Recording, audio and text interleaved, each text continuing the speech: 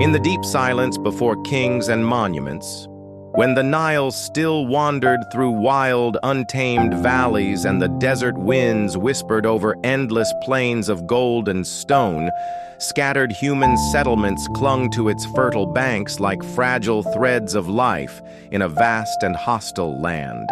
Here, the river was not merely water, but the pulse of existence. Its yearly flood, a miracle that could either bless the soil with abundance or drown the hopes of entire villages. The people learned to read the moods of the heavens, to watch the stars for signs of coming waters, and to offer prayers to unseen powers who, they believed, guided the rhythm of the floods. Life along the Nile was a delicate balance. The black silt it carried promised life, but the surrounding desert was a wall of death that could not be breached. Yet this isolation bred something rare. Unity within each settlement, shared labor, intending the fields, and shared fear of the river's wrath.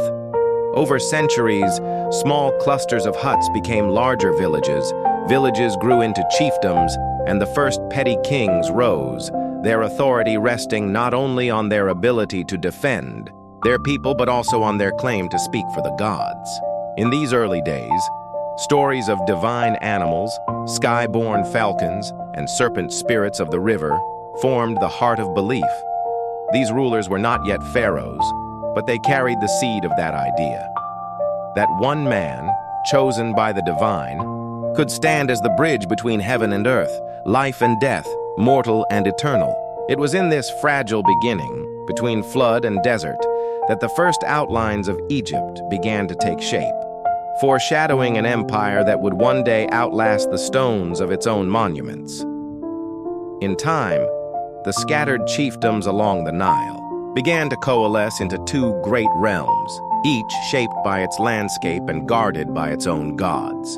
To the south, where the river carved a narrow path between towering cliffs and granite hills, lay Upper Egypt, a land of swift currents, fertile strips pressed tightly between river and desert, and people hardened by the stone and heat. Their emblem was the lotus, their crown tall and white, a gleaming cone that marked their highland sovereignty. To the north stretched Lower Egypt, where the Nile split into a web of channels and marshes before surrendering to the Great Green Sea. Here, the delta's endless fields of papyrus swayed in the wind, and life moved with the tides as much as with the floods. Their emblem was the papyrus stalk, their crown low and red, shaped like the shallow basin of the delta itself. Though bound by the same river, the two lands were rivals, each wary of the other's ambitions, each claiming divine sanction to rule all Egypt. The pharaoh was not yet born, and the unity of Egypt was still a dream, but the first seeds of inevitable conflict had already taken root. For generations, these realms clashed in raids and battles along their shifting border, forging warriors who fought not only for territory but for the will of the gods they believed had chosen their people alone. In this crucible of rivalry, Egypt's identity was being forged, and somewhere in the heart of both crowns burned the same vision, that one day the Nile would flow under a single ruler, and that ruler would be the embodiment of divine order on earth. The dream of uniting the two lands, long whispered in the courts of rival kings, became reality in the reign of a man whose name would echo for millennia, Narmer. He rose from the south, the white crown of Upper Egypt upon his head, and with the patience of a hunter and the cunning of a general, he moved to subdue the delta. His armies, hardened by years of border skirmishes, advanced along the Nile like the river's own flood, unstoppable and inevitable. Battle followed battle, the reeds of the marshlands stained with the blood of those who resisted. When the dust settled, the red crown of Lower Egypt was placed alongside the white, forming the double crown, the Shent, a symbol that the two lands were now one. This was more than conquest. It was a cosmic act. Narmer was not merely a king who ruled by sword and law, but the living Horus, the falcon god made flesh, appointed by the gods to maintain Mayat, the divine order of the universe. His name was carved into ivory plaques, painted upon ceremonial palettes, and engraved in the earliest hieroglyphs, proclaiming his dominion from the cataracts in the south to the Mediterranean's shore. Temples began to rise in his honor, and the idea of Egypt as a single eternal kingdom took root in the hearts of its people. In Narmer's reign, the foundations were laid for a vision of kingship that would endure for 3,000 years. The belief that the pharaoh was the axis between heaven and earth, and that the stability of the cosmos itself depended upon his reign. With the two lands bound under one crown, the rulers who followed Narmer set about transforming unity into permanence, and from this ambition emerged the age we call the Old Kingdom, the first golden era of Egypt. In this time, the idea of immortality became not just a hope, but the central pillar of kingship, for the pharaoh was believed to be a god in life and a god in death, destined to ascend to the eternal stars. The kings of the Third Dynasty sought to build monuments that would proclaim this truth to all time. Among them rose Djoser, a ruler whose vision reached beyond anything his ancestors had imagined. He commanded his chief architect, the genius, Imhotep, to abandon mud brick and craft a tomb from stone itself, the eternal flesh of the earth.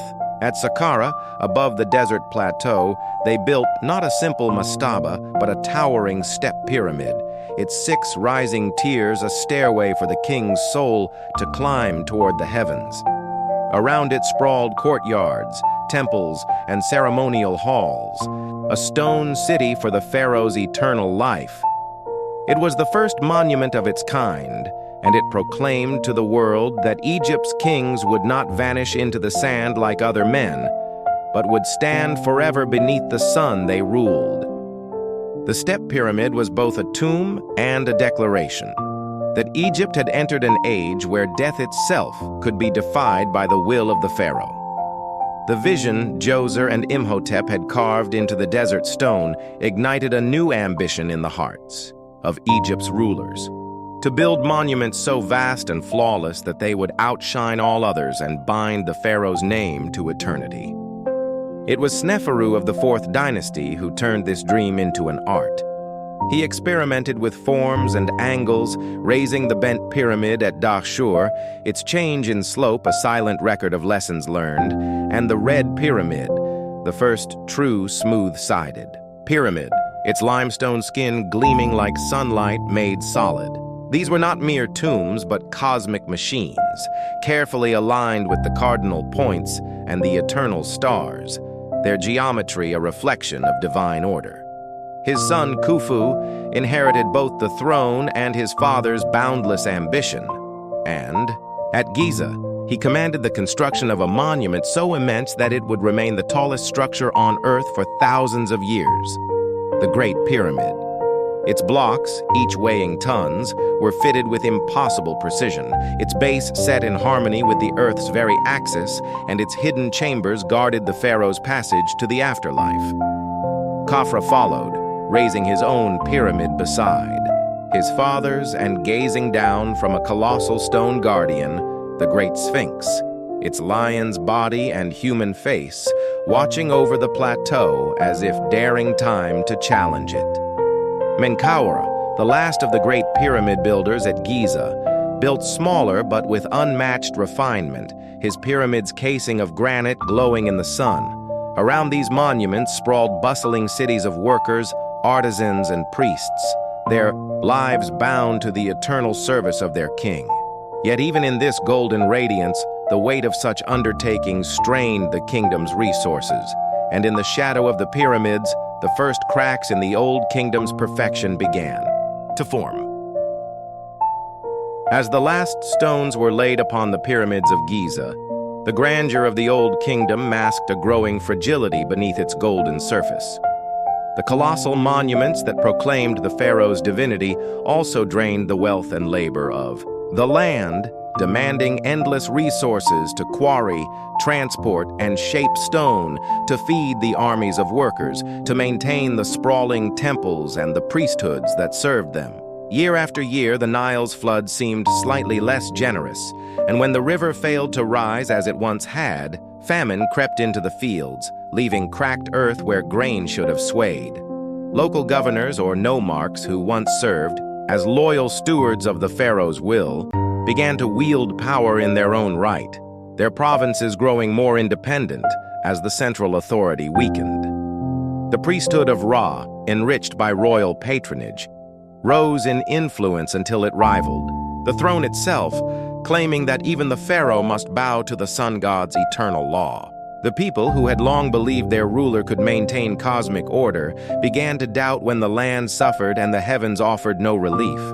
Rebellions flared in the provinces, trade routes faltered, and the great building projects ceased. By the close of the 6th dynasty, the once mighty Old Kingdom had unraveled into a patchwork of competing powers, each struggling for survival in a land where divine order had given way to chaos. The age of pyramid builders had ended, and Egypt entered the long, uncertain night of the First Intermediate Period. The First Intermediate Period was an age when the voice of the pharaoh no longer echoed from one end of the Nile to the other, when the unity forged by Narmer and glorified by the pyramid builders lay in fragments scattered across the two lands. In the north, Heracleopolis rose as the seat of a dynasty that claimed the right to rule, but their power barely reached beyond the delta's marshes. In the south, Thebes emerged as a rival, its kings tracing their lineage to the old glories of Upper Egypt, their banners carried by warriors hardened in the narrow valleys and cliffs of the southern Nile. Between them lay a land scarred by famine, where empty granaries and failed floods drove villages to desperation and bands of raiders swept across the countryside in search of food and plunder. Temples fell into neglect. The statues of gods stood in dusty silence, and the sacred rites that once bound the living to the divine grew rare, replaced by the harsh demands of survival. Yet even in this darkness, the ideals of Egypt endured. Scribes still recorded lineages, priests still recited the old hymns, and in hidden chambers, artisans still carved the falcon of Horus into stone. Thebes, under the leadership of determined warrior kings, began to push northward, not only to reclaim land, but to restore Ma'at, the divine order shattered by decades of chaos. This slow, grinding struggle would set the stage for a new dawn, one where the Middle Kingdom would rise from the ashes of disunity and proclaim itself the true heir of Egypt's eternal destiny. From the sun-baked cliffs of Thebes emerged a ruler whose name would be carved into the rebirth of Egypt, Mentuhotep II. Rising from the 11th dynasty, he was not content with ruling only the south. His vision was of an Egypt restored, whole and eternal, as it had been in the days of the first pharaohs. His campaigns against the northern kings of Heracleopolis were relentless, fought across the floodplains and fortified towns that had long been the contested heart of the two lands. Victory did not come swiftly, for each step northward was met with resistance, but Mentuhotep's armies pressed on, and with each conquest, he bound the land tighter to his authority. When the northern dynasty finally fell, Egypt was once more united, the crowns of red and white again resting upon a single brow. Thebes became the center of this renewed kingdom, its temples swelling with offerings, its priests proclaiming the pharaoh as the chosen of the gods who had ended the years of chaos. This reunification marked the birth of the Middle Kingdom, an age remembered not only for its stability, but for its ambition to rule wisely as well as mightily. Mentuhotep ordered great building projects across the land, not the towering pyramids of old, but grand temples and fortresses, each a testament to Egypt's return to order. Trade routes were reopened, expeditions sent deep into Nubia and across. The Red Sea and the Nile Valley once again hummed with the rhythm of prosperity. Yet beneath the celebration of unity lingered the memory of the darkness just past, a reminder that the divine order could be broken and that even the mightiest kings must guard it against the return of chaos. The Middle Kingdom blossomed into an age that many in later centuries would remember as the height of Egyptian balance, a time when the strength of the crown was matched by a vision of just rule, when Egypt's borders expanded, yet its heart remained firmly tied to the rhythm of the Nile. Pharaohs such as Amenemhat I and Senusret consolidated the unity Mentuhotep had won, moving the capital north to Ichtawi to better guard the delta and the trade routes that fed Egypt's wealth. They fortified the frontiers with massive walls and garrisons, ensuring that no enemy could slip into the two lands unnoticed. To the south, Egypt's armies and traders pushed deep into Nubia, securing control over the rich gold mines and the vital river routes, while to the east they extended their reach into the Sinai, seeking copper and turquoise. These pharaohs also turned their gaze inward, restoring temples long neglected, repairing canals, and commissioning statues and obelisks to proclaim the power of the state. In literature and art, the Middle Kingdom reached a refinement that reflected its stability. Tales of loyalty and betrayal, hymns to the gods, and the instructions of wise officials spread across the land, shaping the ideals of governance and morality. But even in this golden glow, shadows moved at the edges. Nomadic peoples tested the eastern borders, the costs of constant campaigns weighed on the treasury, and the ever-watchful desert seemed to whisper that no kingdom, however strong, was beyond the reach of time.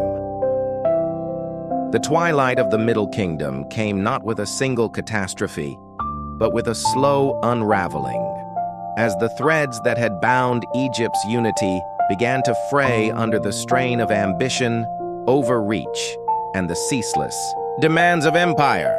Successive pharaohs continued the grand projects and distant campaigns, but their focus drifted, and the once sharp vigilance of the crown dulled. Nomadic tribes from the deserts to the east began to filter into the delta, some as traders and herders, others as raiders, bringing with them new customs, new weapons, and a subtle erosion of Egypt's control over its own heartland. Internal power struggles weakened the central authority, while provincial governors, entrusted with defending their regions, grew increasingly independent, their loyalty to the pharaoh more symbolic than absolute. As the dynasty faltered, a new power stirred in the northeastern delta.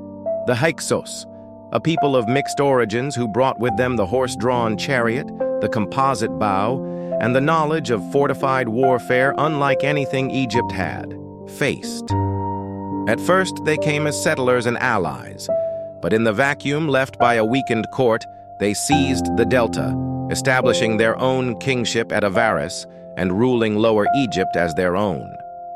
For the first time in centuries, the red and white crowns were split, and the pharaoh's voice no longer carried to the sea. The land entered the Second Intermediate Period, a time when Egypt's own soil hosted foreign rulers, and the dream of unity once more lay in the dust.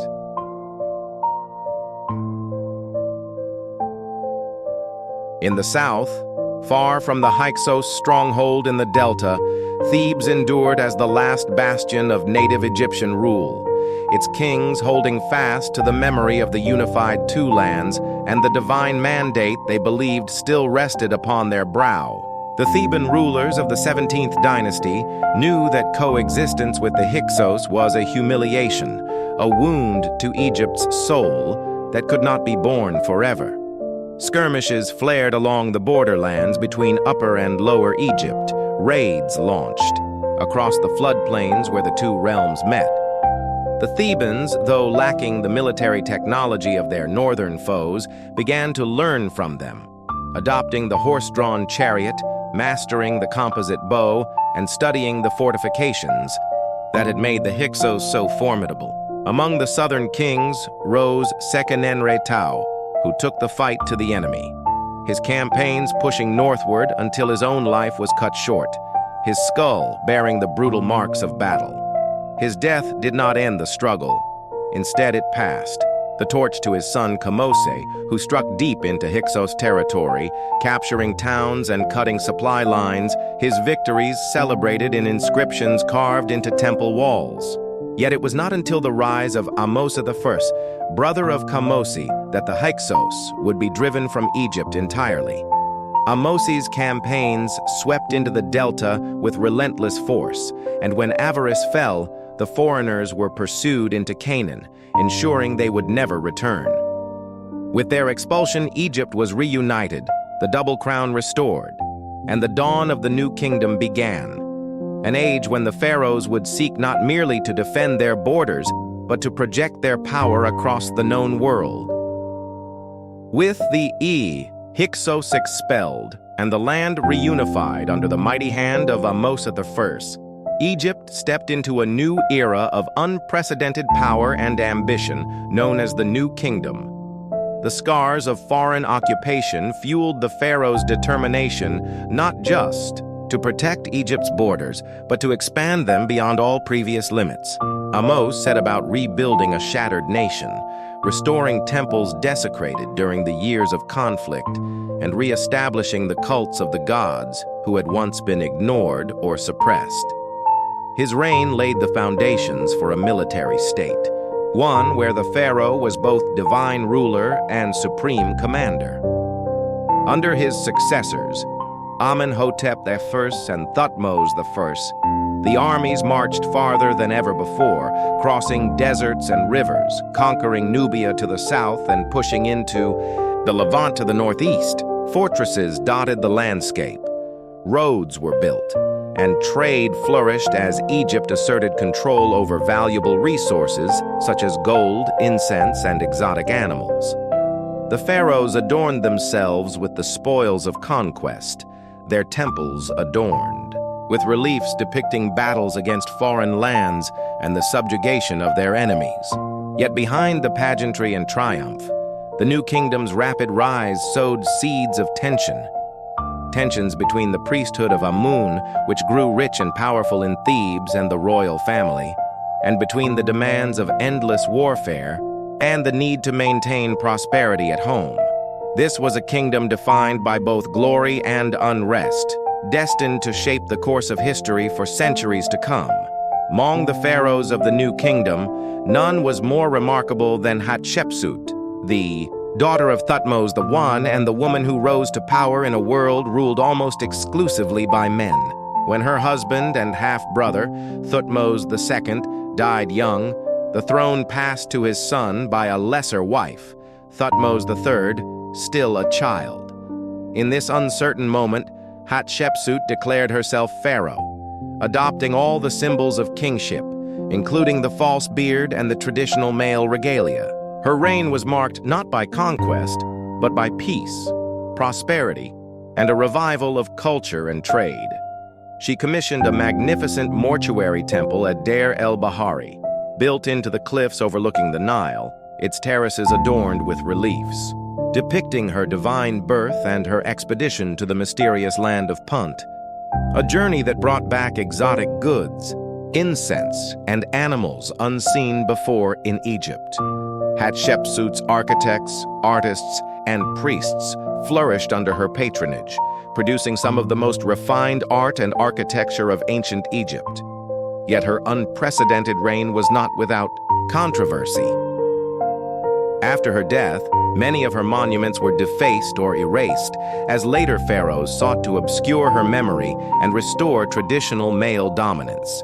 Still, her time on the throne proved that Egypt's greatness was not solely forged in the fires of war, but also in the calm of vision and the art of diplomacy. Thutmose III, known as the Napoleon of ancient Egypt, ascended the throne after Hatshepsut's reign and transformed Egypt into a sprawling empire built by the sword and shield. Unlike his predecessor's peaceful diplomacy, Thutmose led campaigns into the Levant and deep into Syria, extending Egypt's borders further than ever before, subduing rebellious city-states and installing Egyptian governors to maintain control. His military genius was unmatched. He organized massive armies equipped with chariots, archers, and infantry, moving swiftly across deserts and mountain passes. The Battle of Megiddo, his most famous campaign, was a masterclass in strategy and intimidation, forcing a coalition of Canaanite kings to surrender and marking the beginning of centuries of Egyptian dominance in the region.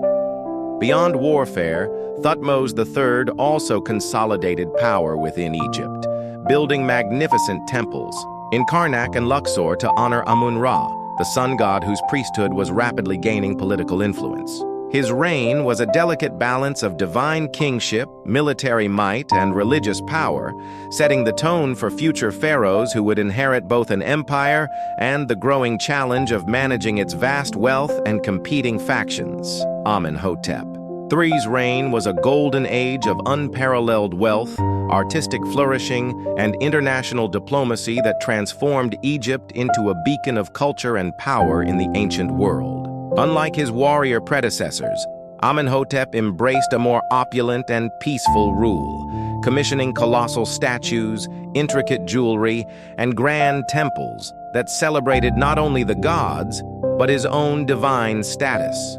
His mortuary temple and the massive colossi of Memnon rose along the Nile, monuments that would endure for millennia as symbols of his grandeur. Diplomatically, Amenhotep established far-reaching ties, exchanging gifts and marrying princesses from neighboring kingdoms, weaving a web of alliances that stabilized Egypt's borders without the need for constant warfare. Letters written on clay tablets reveal a world where Egypt was regarded as the center of civilization, and its pharaoh as brother by kings of Babylon, Mitanni, and Hatti. Yet beneath the surface of this shining court, tensions brewed. The growing wealth and power of the priesthood of Amun, especially centered in Thebes, began to rival the pharaoh's authority, sowing seeds of discord. The prosperity of Amenhotep's era was as fragile as the finest gold, poised on the edge of change that would soon sweep through Egypt with profound consequences.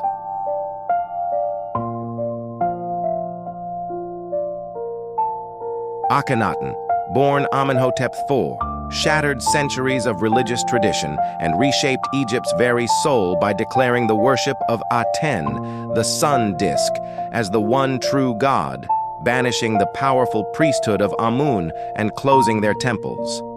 His reign was an era of spiritual revolution wrapped in mystery and controversy. For the king not only changed the gods but also altered artistic conventions, depicting himself and his family in unprecedentedly fluid and almost androgynous forms. The new capital city, Akhetaten, rose in the desert as a monument to this radical faith, its wide-open temples bathed in sunlight, celebrating the life-giving power of Aten alone. This monotheistic experiment alienated many and destabilized the traditional balance between pharaoh and priesthood, unsettling a society long bound by the ancient rituals of Ma'at, divine order. Akhenaten's refusal to honor Egypt's pantheon fractured the cultural fabric, weakening royal authority and leaving the kingdom vulnerable. After his death, a swift and violent reaction restored the old gods, erased his name from monuments, and returned the capital to Thebes. Yet the echoes of Akhenaten's upheaval lingered, a stark reminder that even the divine could be challenged, and that Egypt's destiny was as fragile as the desert winds that swept across its timeless sands. In the aftermath of Akhenaten's religious upheaval, the young Tutankhamun ascended the throne, a fragile beacon of restoration amid a fractured kingdom. Though barely a boy, Tutankhamun's reign marked the deliberate revival of the old gods and traditions, as the capital returned to Thebes and temples to Amun were reopened and lavishly restored. His advisors guided the kingdom's return to Ma'at, seeking to heal the rifts torn by his predecessor's radical vision. Though Tutankhamun himself ruled only briefly, his tomb, discovered millennia later untouched beneath the sands of the Valley of the Kings, would reveal a wealth and artistry that spoke to the splendor Egypt was determined to reclaim. The treasures within told stories of a world striving to restore its former glory, a civilization clinging to the ideals of divine kingship and cosmic order even as the shadow of instability lingered. This brief interlude of renewal, however, was but a prelude to the final chapters of the New Kingdom, where the pharaoh's power would begin to wane under the weight of internal dissent and external threats. Following the youthful Tutankhamun, Egypt's New Kingdom entered an era of struggle and slow decline, as successive pharaohs grappled with the immense challenges of maintaining an empire stretched thin across distant lands. Ramses II, often hailed as the Great, embodied both the glory and the beginning of this twilight. His reign was marked by grand architectural projects, including the temples of Abu Simbel carved into the sandstone cliffs, and by fierce, military campaigns that sought to secure Egypt's borders against the encroaching Hittites and Libyans. The famous Battle of Kadesh, though often celebrated as a victory, was in reality a costly stalemate that underscored the limits of Egyptian power. Despite his 30-year reign and numerous children, the vast bureaucracy and the once mighty army began to show signs of strain. The priesthood of Amun grew ever more influential, controlling vast lands and resources, often rivaling the pharaoh himself. As Ramses II passed into legend, his successors faced increasing pressure from both within and without: political corruption, economic difficulties, and rising threats from the Sea Peoples, mysterious marauders who swept through the eastern Mediterranean, destabilizing kingdoms and trade routes alike. Egypt's imperial grasp loosened, and the great river kingdom began to retreat from its position as the dominant power of the ancient world. The late period of Egypt's history unfolded like a slow twilight, marked by a series of foreign invasions and the steady erosion of the pharaoh's once unchallenged authority. Successive waves of rulers from Nubia to Persia seized control of the Nile Valley, each imposing their own order yet struggling to maintain the delicate balance between Egypt's ancient traditions and the demands of empire. The 25th dynasty, ruled by Kushite kings, sought to revive the glory of the past, rebuilding temples and restoring religious rites. But their reign was brief, as Assyrian armies thundered southward, shattering kingdoms and imposing new masters. Persian conquerors followed, ruling as pharaohs yet regarded as outsiders by many Egyptians. Their administration marked by heavy taxation and foreign customs that alienated the local population. Throughout these turbulent centuries, the priests of Amun and other powerful religious factions wielded influence that often eclipsed the throne, becoming the true custodians of Egypt's cultural identity. Yet even as armies marched and dynasties fell, the spirit of Egypt endured, its art, language, and religion resilient against the tides of conquest. The Nile continued to flow, carrying stories of a civilization that refused to vanish, even as the world around it changed beyond recognition. The arrival of Alexander the Great in 332 BCE marked a pivotal turning point in Egypt's long and tumultuous history. Welcomed as a liberator from Persian rule, Alexander's conquest introduced the land of the pharaohs to the Hellenistic world, blending Greek culture with ancient Egyptian traditions in a complex tapestry of power and identity.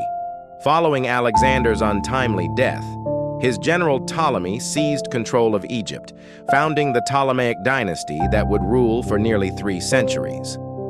The Ptolemies embraced Egyptian customs and religion, presenting themselves as successors to the pharaohs even as they spoke Greek and governed through a foreign court. Alexandria, founded by Alexander on the Mediterranean coast, became a dazzling center of learning, commerce, and culture, home to the legendary library and the towering lighthouse, one of the ancient wonders of the world. Yet beneath this glittering facade, tensions simmered between native Egyptians and the Greek ruling class, while political intrigue and familial betrayals became the hallmarks of Ptolemaic rule. The dynasty's final chapter would be written by the enigmatic and captivating Cleopatra VII, whose alliances with Rome's most powerful leaders and tragic downfall would seal Egypt's fate as the last great independent kingdom of the ancient world.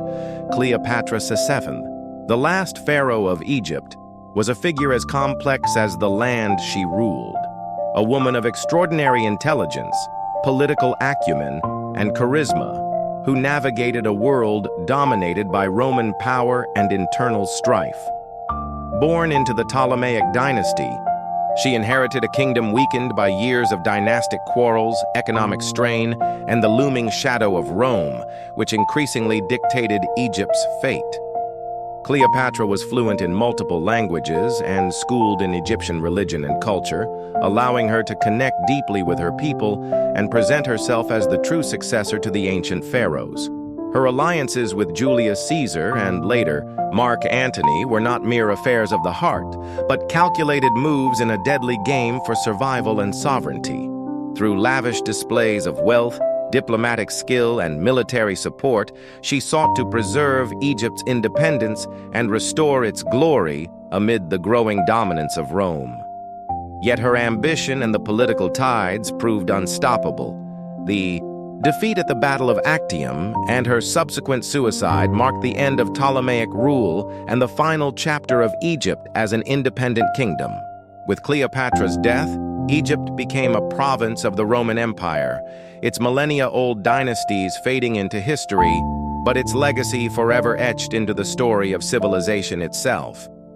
Egypt's story did not end with the fall of Cleopatra and the absorption into the Roman Empire. Instead, it became a timeless legend, a civilization whose echoes have shaped humanity's understanding of power, faith, and the mysteries of life and death. The Nile continued to flow, indifferent to empires rising and falling along its banks, a silent witness to the triumphs and tragedies of a people who built monuments to eternity from the very earth beneath their feet.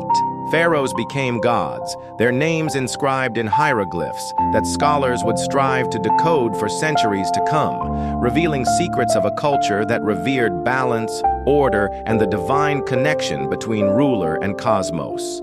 Temples and tombs, from the Valley of the Kings to the Great Pyramids, still stand as testaments to the grandeur and enigma of a civilization obsessed with immortality. Yet beyond stone and scripture lies the real mystery: how a river and its people shaped the course of history, creating a legacy that has fascinated and inspired countless generations. Egypt remains a land of wonder, where history and myth intertwine, inviting all who seek its story to look deeper, to listen to the whispers of the past carried on desert winds, and to understand that in the rise and fall of kingdoms, the human spirit endures. As centuries passed, Egypt's ancient civilization became the foundation of countless stories, myths, and scholarly quests that stretched across the globe. Explorers, archaeologists, and adventurers would journey into the deserts to uncover the secrets buried beneath endless sands, from the enigmatic hieroglyphs to the treasures of pharaohs lost to time. The mysteries of mummification, the intricate beliefs in the afterlife, and the grandeur of monumental architecture would captivate imaginations and fuel endless fascination. Yet, even as modern science peels back layers of history, Egypt keeps some of its secrets well hidden. Ancient tombs remain undiscovered, hidden chambers guarded by curses in legend, and the full extent of its civilization's influence still only partially understood. The land itself, a living relic, continues to inspire awe and reverence, reminding us that history is not merely a record of the past, but a vibrant, unfolding story. This is the Egypt of legend and reality intertwined, a kingdom of gods and mortals, where every grain of sand holds a whisper, and every sunrise over the Nile promises a new chapter. The allure of Egypt's past has never faded, captivating the minds of poets, historians, and artists for millennia. From the classical texts of Herodotus, who marveled at the sophistication of its society, to the Renaissance scholars who struggled to decipher its strange symbols, Egypt has been a wellspring of inspiration and mystery. The Rosetta Stone, discovered in 1799, unlocked the secrets of hieroglyphs and opened a window into the minds of its ancient people, revealing tales of pharaohs, gods, and everyday life. Modern archaeology has unearthed cities lost beneath layers of sand, temples submerged by the shifting Nile, and burial sites that challenge understanding. Yet Egypt resists full revelation. New discoveries continue to reshape knowledge, proving that history is a living dialogue between past and present. The stories of kings and queens, warriors and priests, artists and farmers all weave into a tapestry as intricate as the patterns on an ancient papyrus scroll. Egypt remains a land suspended between history and myth, forever inviting those who seek its truth to step into the timeless flow of the Nile and the eternal dance of civilization itself. Among the countless enigmas of ancient Egypt, none has sparked more fascination than the pyramids themselves, the colossal tombs that defy explanation not only for their size, but for the precision and mystery of their construction. How did a civilization without modern machinery move millions of limestone blocks, some weighing multiple tons, across vast deserts and assemble them into near-perfect geometric forms? Theories abound. Ramps built from mud, brick, and stone, skilled labor forces, celestial alignments that guided the builders, and even the lost knowledge of ancient technologies now forgotten. Each pyramid holds hidden chambers, secret passages, and enigmatic inscriptions that hint at rituals designed to secure the pharaoh's immortality. The Great Pyramid of Khufu, with its alignment to the cardinal points and possible astronomical connections, remains a puzzle as profound today as it was 4,000 years ago. These stone giants were more than royal tombs. They were expressions of cosmic order, reflections of the heavens on earth, and a testament to a society obsessed with death and the hope of eternal life. To gaze upon them is to confront the mysteries of human ingenuity and the deep spiritual longing that shaped one of history's most remarkable civilizations. Beyond the grandeur of monuments and pharaohs, everyday life in ancient Egypt was woven with its own mysteries and rhythms, grounded in the cycle of the Nile and the dictates of Ma'at, the principle of balance and order that governed all aspects of existence. Farmers worked tirelessly during the fertile months after the flood, planting wheat and barley that would feed millions. Artisans crafted jewelry, pottery, and statues that spoke of beauty and devotion. Scribes recorded laws, religious texts, and stories, preserving knowledge for generations. Festivals filled the calendar, celebrating the gods with music, dance, and offerings, while common folk believed deeply in magic and the protective power of amulets. The mysteries of death permeated daily life, as the journey to the afterlife was carefully prepared for, with spells from the Book of the Dead, intricate burial rituals, and mummification processes designed to preserve the soul. Women held respected roles in society, managing households, participating in religious ceremonies, and even ruling as pharaohs in rare but significant moments. Despite the immense power of kings and priests, the heartbeat of Egypt was its people, a civilization united by the river, faith, and an unyielding belief in the eternal dance of life, death, and rebirth. Among the many gods worshipped in ancient Egypt, the pantheon was vast and complex, with each deity embodying aspects of nature, life, death, and the cosmos. Ra, the sun god, sailed his celestial bark across the sky each day, defeating the chaos serpent Apophis and ensuring the dawn of a new day. Osiris, lord of the afterlife, presided over the judgment of souls, his green skin symbolizing rebirth and fertility. Isis, wife and sister of Osiris, was revered for her magic and compassion, often invoked for protection and healing. Horus, the falcon-headed god, was the embodiment of kingship and the sky, his eye a symbol of power and protection. Temples dedicated to these gods were centers of worship and political power, staffed by priests who maintained rituals believed essential to the survival of Egypt itself. The interaction between mortals and gods was a living drama, enacted through ceremonies, offerings, and the sacred texts inscribed on temple walls and papyrus scrolls. This divine web shaped every aspect of Egyptian life and death, intertwining religion with governance and art, creating a civilization that saw itself as a mirror of the heavens and a participant in the eternal cosmic order.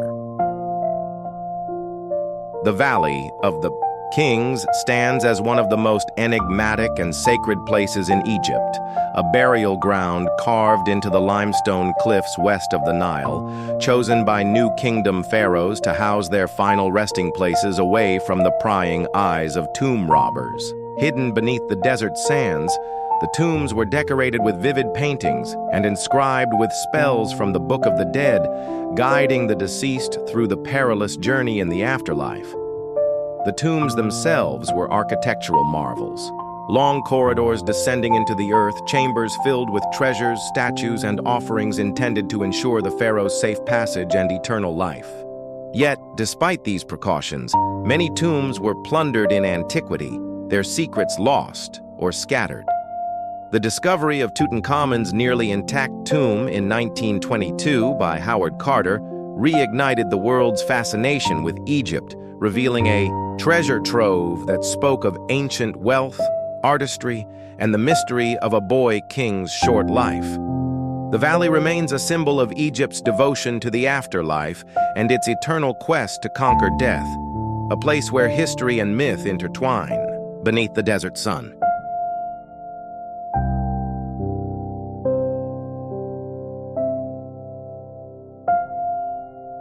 The Nile River was not merely the lifeblood of Egypt, but the very foundation of its civilization, a sacred artery that shaped every aspect of life from agriculture to religion.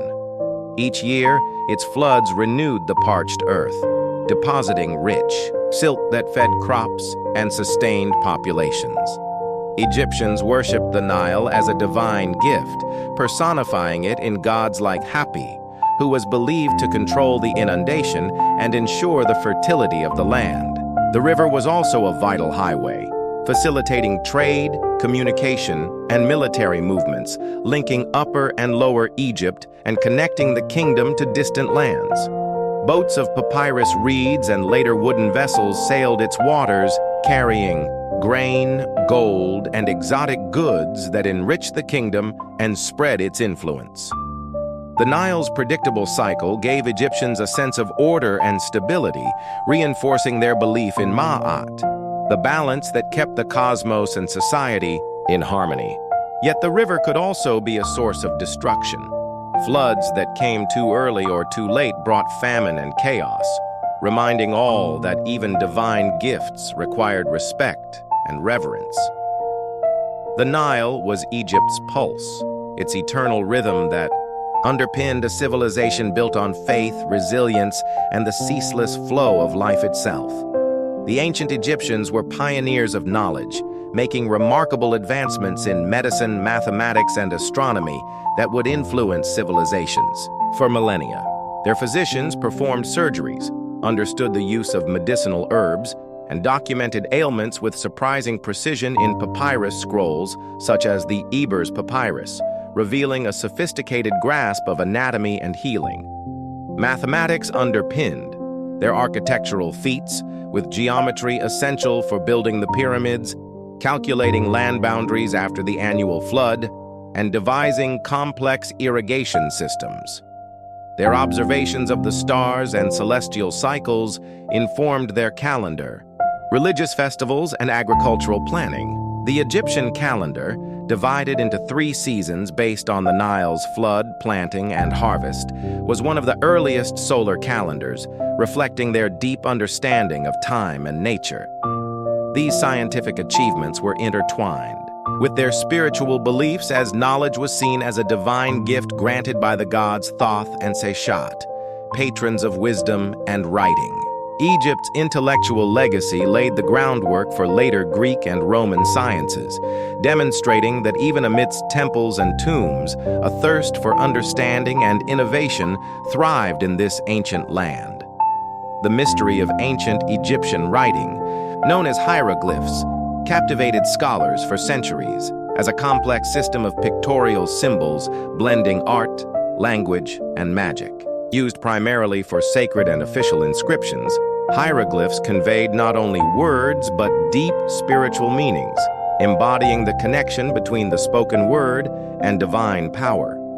The discovery of the Rosetta Stone in 1799, inscribed with the same text in Greek, Demotic, and hieroglyphs, became the key to unlocking this ancient code thanks to the efforts of Jean-François Champollion. With this breakthrough, the silent stones of temples and tombs began to speak once more, revealing stories of kings, gods, and everyday life. Hieroglyphs adorned everything from monumental walls to delicate jewelry, each symbol carefully chosen to invoke protection, convey authority, or record history. Beyond communication, the writing system itself was considered sacred, a gift from the god Thoth, and mastering it was the privilege of scribes who held high social status. The revival of understanding hieroglyphs opened a window into Egypt's soul, allowing the world to glimpse the intricate beliefs and achievements of one of history's greatest civilizations. The role of the Egyptian priesthood was central not only to religion, but also to politics, economy, and culture, making temples some of the most powerful institutions in ancient Egypt. Priests were the intermediaries between gods and people, conducting rituals to maintain Ma'at and ensure the fertility of the land and the favor of the gods. Temples served as centers of worship, education, and economic activity, owning vast tracts of land, employing workers, and managing granaries. The cult of Amun, especially during the New Kingdom, grew immensely influential, with the high priest of Amun wielding power that sometimes rivaled the pharaoh. Priests maintained sacred knowledge, guarded religious texts, and oversaw festivals that united communities in shared devotion. Their role was both spiritual and practical. They were healers, astronomers, and advisors, shaping Egyptian society through their control of divine knowledge and earthly resources. However, this power also bred tension, as pharaohs sometimes clashed with the priesthood in attempts to assert dominance, a dynamic that shaped Egypt's history and contributed to its periods of strength and decline. The artistry of ancient Egypt remains one of its most enduring legacies, characterized by a unique blend of symbolism, precision, and spiritual purpose. Artists worked under strict conventions, where size denoted importance and figures were depicted in composite views, heads and legs in profile, torsos frontal, to convey clarity and eternal perfection rather than naturalism. Paintings and reliefs adorned tombs and temples, illustrating daily life, religious rituals, and the journey to the afterlife with vibrant colors derived from natural minerals. Sculpture ranged from colossal statues of pharaohs designed to project divine power to delicate amulets meant to protect the living and the dead. Materials such as gold, lapis lazuli, and carnelian were prized not only for beauty but for their symbolic meanings connected to gods and cosmic forces. Artisans worked as part of a sacred tradition, creating works that transcended time and mortality, meant to sustain the Ka, the life force, beyond death. This artistic language was not mere decoration, but a profound expression of Egyptian belief, a visual covenant between the mortal world and the eternal divine. The construction of ancient Egyptian cities was a marvel of planning, balancing practical needs with religious and political symbolism. Centers like Thebes, Memphis, and later Alexandria were hubs of administration, commerce, and worship, laid out to reflect the cosmic order the Egyptians so deeply revered. Streets and buildings aligned, with the Nile and cardinal points, palaces and temples dominating the skyline to proclaim the pharaoh's divine authority. Residential quarters housed craftsmen, traders, and laborers, their homes built from mud brick yet filled with colorful frescoes and intricate pottery. Markets bustled with goods from across Egypt and beyond, where spices, gold, linen, and papyrus exchanged hands. Infrastructure such as canals and granaries managed the river's gifts and secured the food supply. while fortresses guarded borders and trade routes. These cities were alive with festivals, processions, and daily rituals, a microcosm of Egypt's ordered universe where politics, religion, and everyday life were inseparable. The rise and fall of these urban centers mirrored the fortunes of the pharaohs who ruled from them, each city a chapter in Egypt's unfolding story.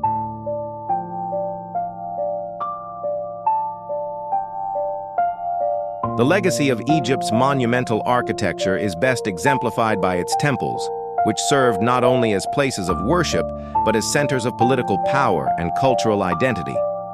Temples such as Karnak and Luxor in Thebes were vast complexes. Their massive pylons and hypostyle halls, adorned with hieroglyphic inscriptions and reliefs depicting pharaohs offering to gods. These sacred spaces were carefully designed to reflect cosmic principles, with alignments to celestial bodies and architectural elements symbolizing creation myths and divine order. Inside, priests performed daily rituals to sustain the gods, while festivals such as Opet united the community in celebrations of renewal and kingship. The temples were also economic hubs, owning lands, employing workers, and controlling vast resources. Over centuries, pharaohs added their own contributions, creating palimpsests of art and devotion that chronicled the shifting religious and political landscape. The enduring grandeur of these temples speaks to Egypt's profound connection between spirituality and statecraft, where the divine right to rule was manifested in stone and ceremony. The military history of ancient Egypt reveals a civilization that evolved from defensive postures along the Nile to aggressive expansionism, mastering new technologies and tactics as threats and ambitions grew. Early armies relied on infantry wielding spears, shields, and bows, defending fertile lands against nomadic incursions and regional rivals. The introduction of the horse-drawn chariot during the Second Intermediate Period revolutionized warfare, providing mobility and striking power that enabled Egyptian forces to project power far beyond their borders. New kingdom pharaohs, such as Thutmose III and Ramses II, led campaigns that secured tributary states and protected trade routes, demonstrating tactical prowess in battles like Megiddo and Kadesh. Military strength was tied closely to divine favor. Pharaohs portrayed themselves as living gods leading their armies against the forces of chaos. However, constant warfare drained resources and sometimes weakened internal stability, contributing to cycles of rise and decline. Fortifications, garrisons, and naval power also played roles in Egypt's defense and control of the Eastern Mediterranean, highlighting a sophisticated understanding of military strategy. Egypt's soldiers, often depicted in art and inscriptions, embodied the pharaoh's will and the nation's survival, weaving a legacy of valor and resilience across millennia. Trade was the lifeblood of ancient Egypt's economy, connecting the kingdom to distant lands and bringing wealth, luxury, and cultural exchange. Egyptian merchants traveled the Nile and Mediterranean, trading gold, papyrus, linen, grain, and crafted goods for exotic materials such as cedar wood from Lebanon, lapis lazuli from Afghanistan, incense and myrrh from Punt, and ebony from sub-Saharan Africa. The ports of Byblos and later Alexandria thrived as centers of commerce, where goods, ideas, and peoples converged. Trade expeditions, often state-sponsored, journeyed through perilous deserts and turbulent seas, carrying precious cargoes that fueled the pharaoh's ambitions and adorned temples and tombs. This exchange also facilitated diplomatic relations, with gifts exchanged between rulers fostering alliances and peace. However, trade was not without risk. Piracy, political instability, and natural obstacles challenged the safety and prosperity of merchants. Nonetheless, the flow of goods and wealth shaped Egypt's social hierarchy, supported its monumental building projects, and spread its cultural influence far beyond the Nile Valley, embedding it into the tapestry of ancient civilizations. The social structure of ancient Egypt was a complex hierarchy rooted in the ideals of Ma'at and the divine order, where every individual had a role contributing to the stability of the whole. At the apex stood the pharaoh, considered both king and god, the ultimate authority and protector of cosmic balance. Below him were the nobles and priests who administered the land, controlled wealth, and conducted religious ceremonies. Scribes held a prestigious position as the keepers of knowledge, literacy, and bureaucracy essential for the functioning of government and religion. Artisans and craftsmen contributed their skills to building monuments and producing goods, while farmers, who made up the majority, worked the fertile lands along the Nile, sustaining the economy and feeding the population. Laborers and servants filled the lower tiers, including slaves whose status varied but were generally not the foundation of the economy as in some other ancient cultures. This hierarchy was not rigidly oppressive. Mobility was possible through education, marriage, and service to the state or temple, or social roles were intertwined with religious beliefs, with the collective goal of maintaining Ma'at and ensuring the prosperity of Egypt for future generations. Magic and the supernatural permeated every facet of ancient Egyptian life, blurring the lines between religion, medicine, and daily survival in a world where unseen forces shaped fate and fortune. Known as Heka, magic was considered a natural and divine power granted by the gods, especially Thoth and Isis, and was used to protect, heal, curse, or influence outcomes. Amulets carved with sacred symbols guarded against evil spirits, spells, written on papyrus guided souls through the afterlife, and ritual incantations invoked the intervention of gods in times of need.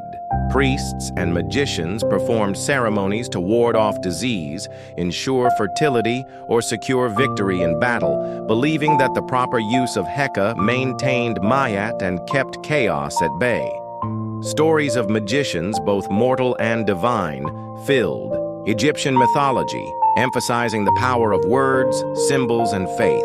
This belief in the unseen gave the Egyptians a sense of control and hope in an unpredictable world, embedding magic deeply in the culture and spirituality that still fascinates the modern imagination. The enigmatic figure of Osiris, god of the afterlife and resurrection, embodies the core mystery of ancient Egyptian religion, the eternal cycle of death and rebirth that promised immortality to those who lived in accordance with Ma'at. According to myth, Osiris was murdered and dismembered by his jealous brother Set, scattering his body across Egypt only for his devoted wife Isis to gather the pieces and, through powerful magic, restore him to life.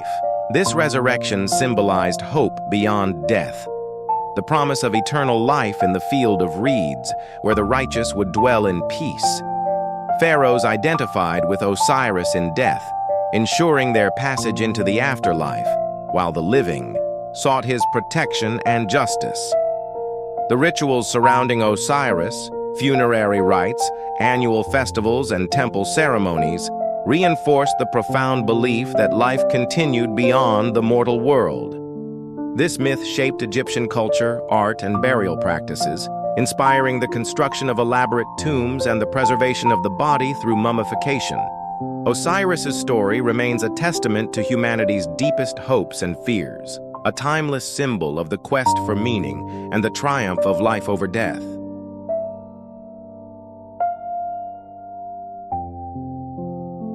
The god Anubis, guardian of the dead and overseer of mummification, held a crucial role in the Egyptian vision of the afterlife. Often depicted with a jackal head, Anubis was believed to protect the deceased from corruption and guide their souls through the perilous journey beyond death. The embalming process, overseen by priests invoking Anubis's blessing, was a complex ritual that preserved the body for eternity, ensuring the Ka, the life force, could reunite with the physical form. Tomb walls often depicted Anubis weighing the heart of the deceased against the feather of Ma'at, the divine principle of truth and justice, to determine worthiness for the afterlife. His presence symbolized the eternal vigilance required to maintain cosmic order and the fragile balance between life and death. This intricate belief system underscored the Egyptians' profound relationship with mortality, where death was not an end, but a transformative passage secured by divine guardianship and ritual. The complex and mysterious Egyptian calendar was more than a tool for tracking time. It was a sacred system intimately linked to astronomy, agriculture, and religion. Divided into 3 seasons, Akhet, Peret, and Shemu, representing the inundation, growth, and harvest cycles of the Nile, the calendar guided planting, festivals, and royal ceremonies. Egyptians observed the heliacal rising of the star Sirius, which coincided with the annual flood and was seen as a cosmic sign of renewal and life. Their 365-day calendar, while lacking leap years, was remarkably accurate for its time and deeply intertwined with the rhythms of nature and divine order. Temples and monuments were often aligned to celestial bodies, reflecting the belief that earthly events mirrored cosmic patterns. This calendar system not only ensured agricultural success, but also reinforced the central theme of Ma'at, balance, between the heavens and earth, chaos and order, embodied in every facet of Egyptian life and governance. The role of women in ancient Egypt was notably more prominent and empowered than in many contemporary civilizations, with queens and common women alike wielding significant influence in both domestic and political spheres. Royal women such as Nefertiti and Cleopatra became icons of power, diplomacy, and cultural refinement, often depicted alongside pharaohs as co-rulers or divine consorts. Women could own property, engage in business transactions, and participate in religious rituals, sometimes even serving as priestesses who maintained the sacred rites essential to Egypt's spiritual life. Marriage and family were central to Egyptian society, with mothers revered as nurturers and protectors of the household. Yet beneath this veneer of respect lay complexities, as women navigated a patriarchal system where royal succession and governance were largely male domains. Nevertheless, the prominent role of women in art, literature, and mythology, embodied in goddesses like Isis and Hathor, reflected a culture that recognized feminine strength and divine influence as fundamental to cosmic balance and societal harmony. The art of funerary literature, particularly the Book of the Dead, reveals the ancient Egyptians' profound concern with the afterlife and their desire to master the journey beyond death. This collection of spells, prayers, and incantations was designed to guide the deceased through the dangers of the underworld, protect against malevolent forces, and secure a favorable judgment before Osiris and the tribunal of gods. Written on papyrus scrolls and placed in tombs, the texts were personalized for the deceased, illustrating a highly individualized vision of immortality. The Book of the Dead combines poetic imagery with practical instructions, describing how to navigate labyrinthine paths, avoid traps, and present oneself in the hall of judgment where the heart would be weighed against the feather of Maat.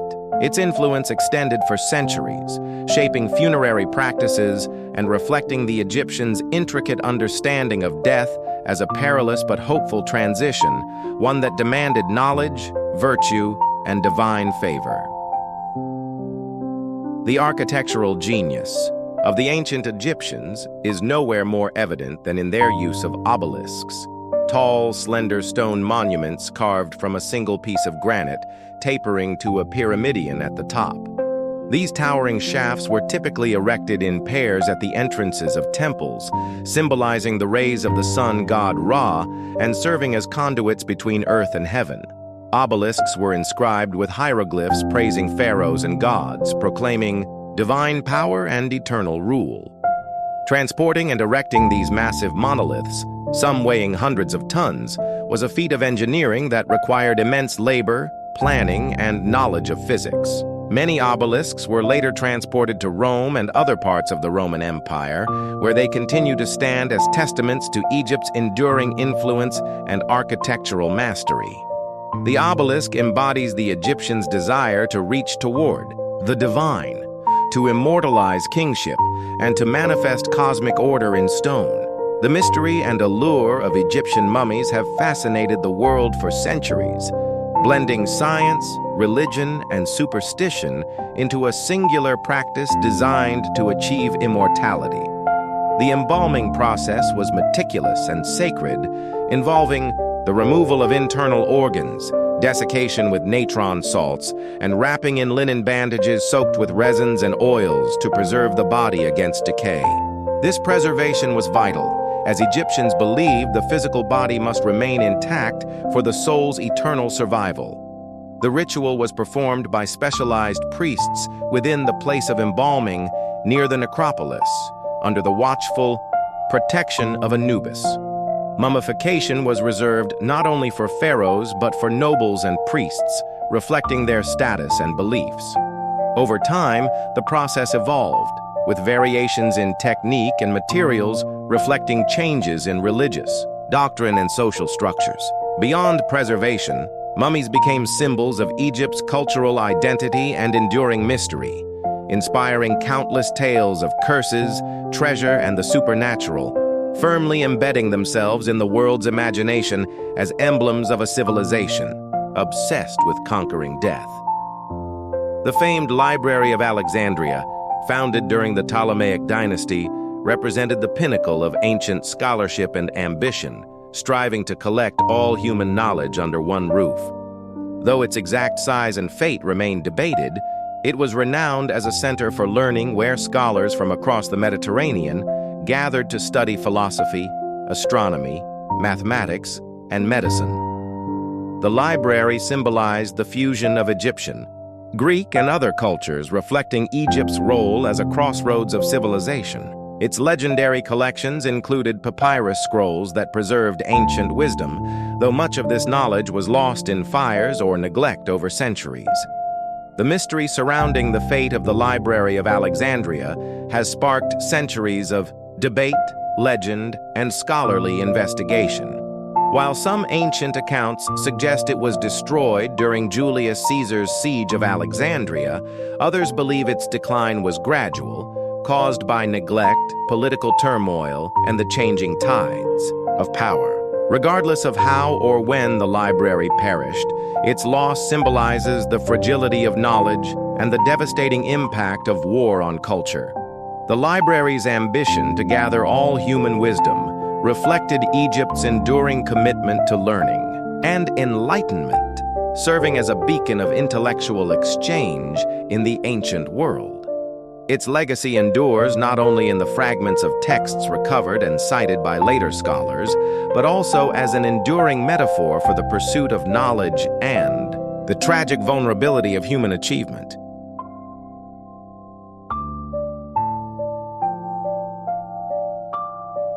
The art of ancient Egyptian jewelry was not merely decorative but deeply symbolic, reflecting religious beliefs, social status, and protective magic. Crafted from gold, precious stones like turquoise, lapis lazuli, carnelian, and faience beads, jewelry adorned the living and the dead alike. Pharaohs wore elaborate collars, bracelets, and crowns embedded with sacred symbols such as the scarab beetle, representing rebirth, and the Eye of Horus, a powerful emblem of protection and healing.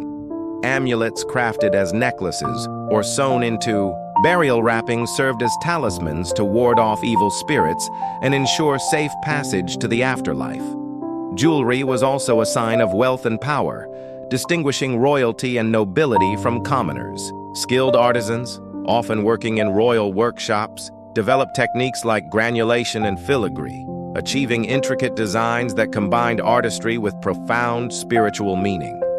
These precious adornments survive as some of the most stunning and evocative relics of ancient Egypt, revealing a civilization where beauty and belief were inseparable and eternal. The cult of the sacred bull, embodied most famously by the Apis bull, reveals another layer of Egypt's intricate spiritual landscape, where animals were revered as earthly manifestations of divine power.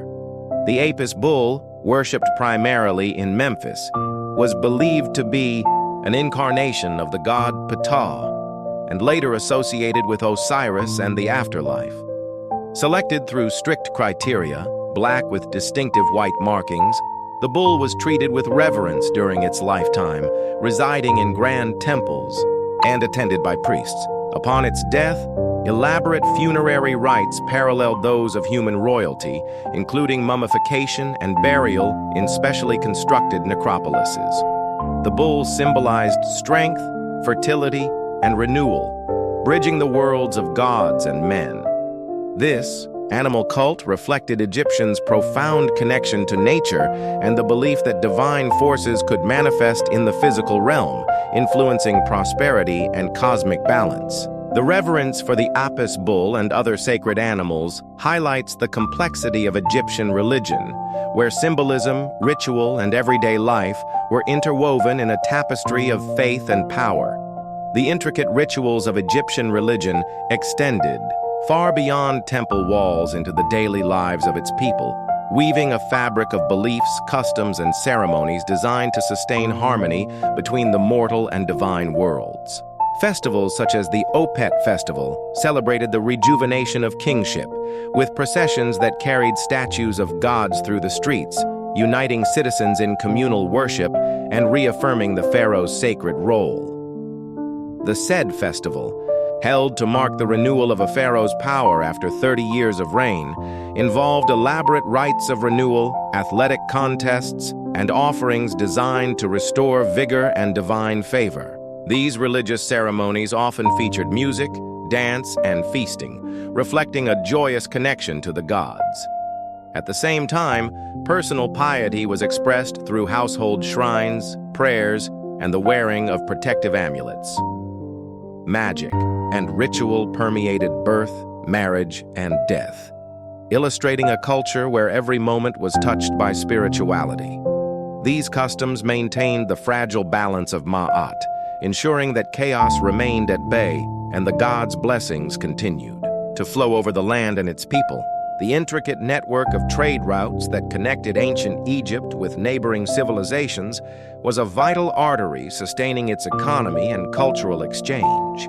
From the bustling Mediterranean ports like Alexandria and Naucratis to the overland caravans crossing the Sinai and desert regions, Egypt traded extensively with Nubia to the south, Libya to the west, and the Levant to the northeast. Goods such as gold, ivory, ebony, incense, and precious stones flowed along these routes, enriching temples, palaces, and the elite. Trade expeditions into the mysterious land of Punt, described as a divine land, brought frankincense, myrrh, and exotic animals, their journeys immortalized in temple reliefs. This commerce was not only economic but diplomatic, forging alliances and sometimes conflict, as control of these routes meant wealth and influence. Merchants, sailors, and caravan leaders braved deserts, seas, and hostile territories, their ventures weaving Egypt into the broader tapestry of the ancient world, where cultural diffusion and exchange fueled its enduring legacy.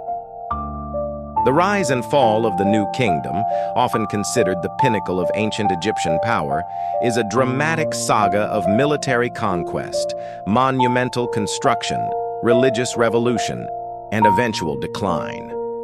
Beginning with Ahmose or on expelling the Hyksos invaders, the New Kingdom saw Egypt transformed into a mighty empire, stretching from Nubia in the south to the Euphrates in the northeast.